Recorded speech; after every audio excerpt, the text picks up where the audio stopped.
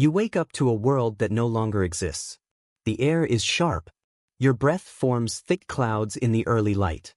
The sky above looks familiar, but the ground beneath your feet is completely alien. For roughly 300,000 years, this was your reality. You did not live on the Earth you know today.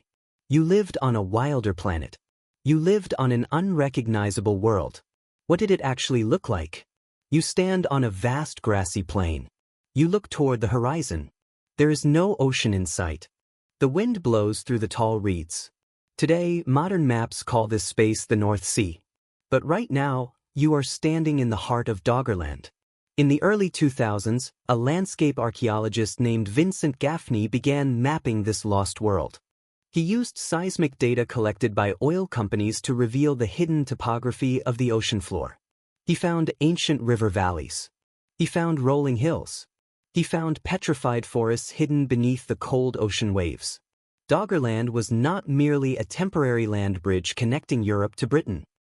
It was a rich heartland teeming with life. How did your ancestors thrive in this submerged kingdom? You walk across this endless plain. You feel the crunch of frost under your bare calloused feet. You carry a spear tipped with carefully chipped flint. You are tracking a herd of reindeer. The tall grass hides deep bogs. The rivers run fast and freezing. You must read the landscape like a map to survive. The animals around you are massive. You see a shadow move in the distance. What happens if you are spotted by an apex predator? It is a cave lion. It is 30% larger than the lions of the modern African savanna. You freeze in place. Your heart beats heavily against your ribs.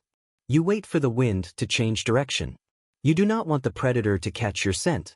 Are you the hunter or the hunted in this brutal environment? The climate dictates every single move you make. The Earth is locked in the grip of an ice age. Massive glaciers cover the northern hemisphere. These glaciers trap millions of cubic miles of water. Because the water is trapped in solid ice, the global sea levels are 400 feet lower than they are today. How does this drastically lower sea level reshape the continents you thought you knew?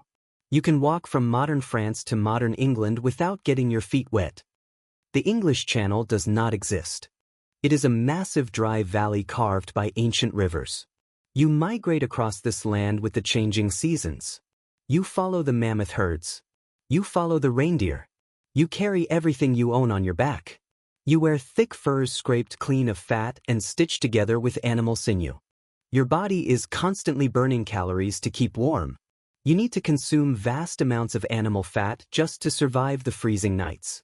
Do you realize how much energy your body requires simply to exist in this cold? The cold shapes your physical form. Your bones are thicker. Your muscles are denser. You have adapted to withstand a brutal and unforgiving environment. You gather with your kin around a fire. The fire is your only source of light in the consuming darkness. You stare into the dancing flames. You listen to the distant howl of a dire wolf. You feel a deep sense of connection to the people huddled around you. Survival is not a solitary endeavor. You depend on your community for everything. Who would you trust with your life in the freezing dark? You move south when the northern winters become too harsh. You walk for months across a connected landmass. The landscape slowly shifts from frozen tundra to dense pine forests. You reach the Mediterranean basin. It is not a massive open sea. There are dry land bridges and narrow rushing straits separating the lands. You cross into the continent of North Africa. You expect to find a sprawling, endless desert of dry sand. You do not find one. You find a massive green savanna. There are sprawling freshwater lakes. There are rushing rivers cutting through the lush vegetation. There are hippos bathing in the shallow waters. How could the Sahara Desert look like a tropical paradise? This era is known as the African humid period. The Earth wobbles on its axis every 20,000 years, which completely alters global monsoon patterns and transforms arid deserts into thriving ecosystems. Archaeologists like Sarah Parcak have used satellite imagery to peer beneath the modern sands. They discovered ancient dried-up riverbeds hidden deep under the dunes. They found ancient fish hooks. They found bone harpoons resting in the middle of the driest desert on Earth. You stand on the edge of a vast lake in this green Sahara.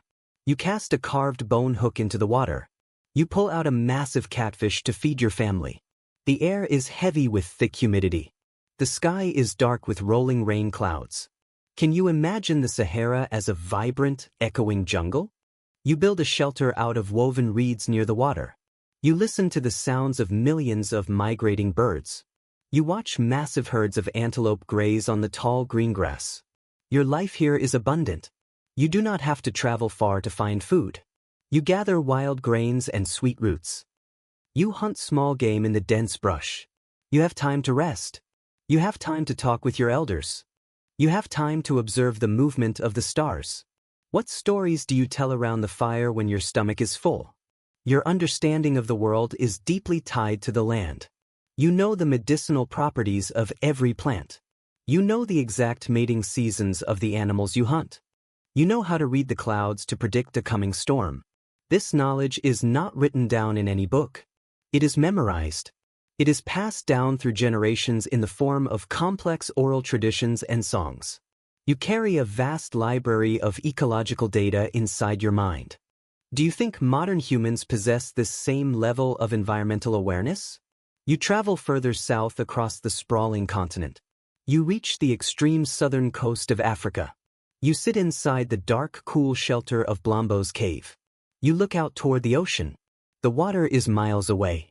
The coastline is totally different from the modern era. In the 1990s, an archaeologist named Christopher Henshelwood excavated the dirt floors of this very cave. He found carefully processed pieces of ochre. Ochre is a soft reddish clay used as a natural pigment. You hold a piece of raw ochre in your hand.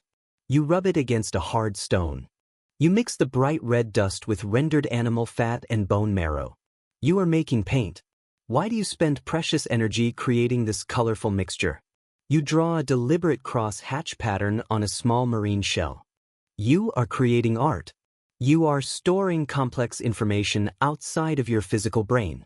You are leaving a permanent mark on a world that is constantly shifting around you. You string these painted shells together to create a necklace. You wear this necklace to signal your identity to other tribes. You are engaging in symbolic thought. You are using physical objects to communicate abstract ideas about who you are and where you come from. When did you first realize that a simple shape could hold so much meaning? The world is not just changing in the south. The north remains a frozen, expanding wasteland. You stand in eastern Siberia. You look east toward the rising sun. You do not see a freezing, impassable ocean. You see a massive flat plain of dry golden grass connecting two continents. This is Beringia. It is the great mammoth steppe. The wind howls across the flat expanse. It cuts through your heavy animal skin clothing. The temperature drops to 40 degrees below zero. How do you survive the deadliest winters in human history? You build a shelter out of massive mammoth bones. You interlock the giant curved ribs to form a strong, windproof dome. You drape thick, heavy animal hides over the top of the structure.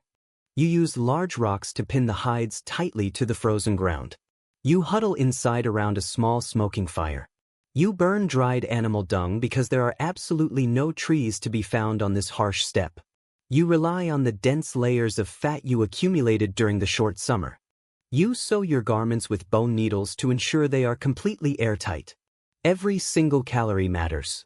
Can you comprehend the sheer willpower required to endure months of endless freezing darkness? You survive because you adapt quickly. You share your resources. You do not hoard food. You understand that the survival of the group guarantees your own personal survival. You encounter other human species on your long journeys. You meet the Neanderthals in the cold valleys of Europe. You meet the Denisovans in the high altitudes of Asia. You do not always fight them. You trade with them. You share fires with them. You mate with them. You absorb their genetic adaptations into your own bloodline.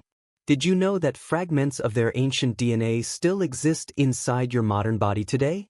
You think the Earth changes slowly over millions of years. You think geology is a slow, unnoticeable background process. It is not.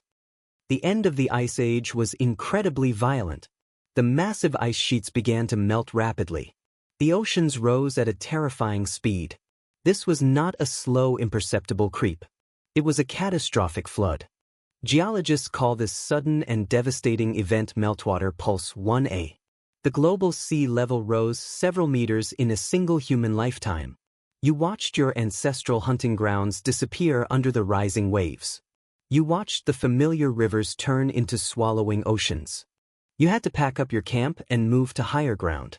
How do you process the grief of watching your entire world vanish underwater? You lost your ancient homeland completely. The lush valleys of Doggerland sank beneath the North Sea. The land bridge of Beringia disappeared under the freezing Bering Strait. The changing climate also destroyed the green Sahara. The seasonal rains stopped falling. The massive lakes slowly evaporated into cracked mud. The lush vegetation withered and died. The blowing sand consumed the ancient riverbeds. You were forced to retreat to the narrow, fertile banks of the Nile River. You were compressed into a smaller and smaller habitable space. What happens when thousands of people are suddenly forced to live in the same narrow valley? You had to change the way you lived. You could no longer roam freely across endless plains. You could no longer follow the migrating herds. You had to stay in one place. You began to domesticate wild grasses. You began to pen up wild animals. You invented agriculture. Agriculture was not a brilliant invention meant to make your life easier and more leisurely. It was a desperate trap. You had to farm the soil because the rich, abundant coastal lands were swallowed by the sea and the green savannas turned to dust. You traded your freedom for security. Do you ever wonder if that trade was actually worth it? You began to build permanent walls. You began to defend your specific plot of land from outsiders. You began to accumulate wealth and possessions. You stopped reading the landscape and started bending the landscape to your will. You stopped seeing yourself as a part of the natural ecosystem. You started seeing yourself as the absolute master of it. Your diet became less diverse. Your bones became weaker. Your teeth became riddled with decay from eating too much processed grain. You suffered from new diseases that jumped from your domesticated livestock into your crowded villages. How did a life of supposed progress make your physical body so much weaker? Your daily routine drastically shifted. You no longer woke up when your body was rested. You woke up when the crops needed tending. You worked from sunrise to sunset in the breaking heat. You performed the same repetitive motions day after day. You ground grain on heavy stone querns until your knees and lower back were permanently damaged. You obeyed the orders of kings and priests who controlled the surplus grain. You forgot the ancient songs of the endless mammoth steppe. You forgot the massive green lakes of the Sahara. You forgot the deep, dark sanctuaries of the painted caves. Why did you allow the memory of your wilder past to fade away completely? Today you look at a modern map of the world. You see fixed, brightly colored borders dividing the land. You see permanent, sharply defined coastlines printed on paper. You build massive cities out of concrete and steel right on the edge of the water. You rely on complex global supply chains to deliver your food from thousands of miles away. You sit in climate-controlled rooms and stare at glowing screens. You rarely feel the crunch of frost under your bare feet. You rarely track the movement of the stars. You think the Earth is finally finished changing. It is not. The planet you know today is just a temporary, fleeting snapshot in a much larger geological cycle. The remaining ice will eventually melt. The waters will inevitably rise again. The borders you fight over will be erased by the shifting climate. The sky above remains familiar, but the ground beneath your feet is completely alien.